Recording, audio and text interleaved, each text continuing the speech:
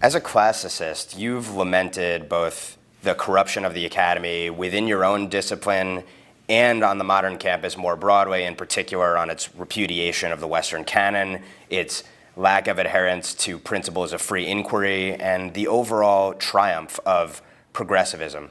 Is there any way to take back this institution in the sense of restoring classical liberal arts education and the conditions it needs to flourish? Well, my criticism in the last 30 years of the institution, obviously a lot of us who voiced those concerns fell on deaf ears. So progressive thinkers and institutional administrators within the university got their way. And now we're sort of at the end of that experiment. And the question we have to ask is, what did they give us? Well, they gave us $1 trillion in student debt. They created a very bizarre system in which the federal government subsidized through student loans, constantly increasing tuition beyond the rate of inflation, the result of which is that we've had about a 200% growth in administrative cost and administrators and non-teaching staff within the university.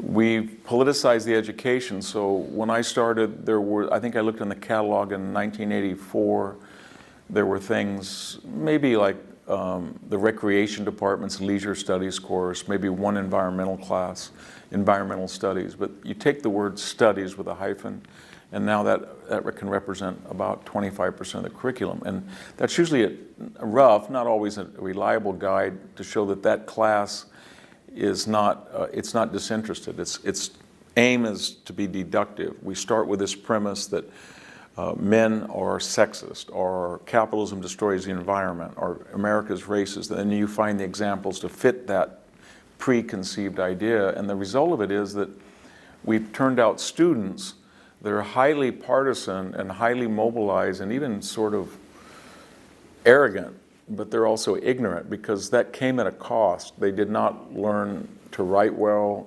If you ask them, who's General Sherman, or what's a Corinthian column, or who was Dante, all of the building blocks that they could refer to later in life as to enrich their experience, they have no reference, and then they don't know how to think inductively. So if you point out the contradictions in free speech, the way they shout down some speakers and not others, or the way that they hate capitalism, but they love Mark Zuckerberg and Facebook.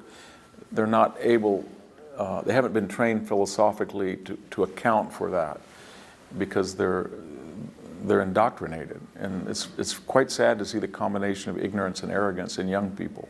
But that's what we've turned out. A lot of people who are indebted, and they're arrogant and they're ignorant, and they're not up to the task of moving the United States forward as a leading country in the world.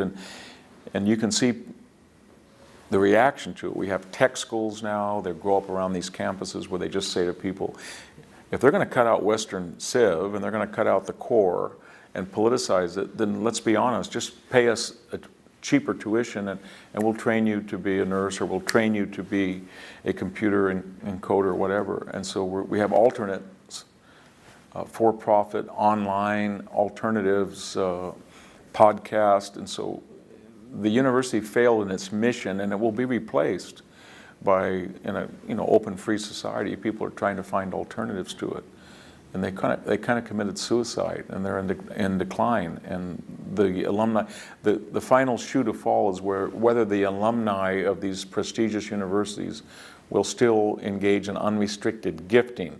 I want my name on this particular department or this particular plaza. Here's $10 million. I trust you to further my shared view, and they don't do it. And so then they read in the paper that a professor said Barbara Bush should die, or was glad that she's dead, or another professor said Trump should be hanged, or another professor jumped out and hit a reporter, and they think, what is all this about? It's not liberal, it's not tolerant. And so I think there's a reckoning going on as we speak.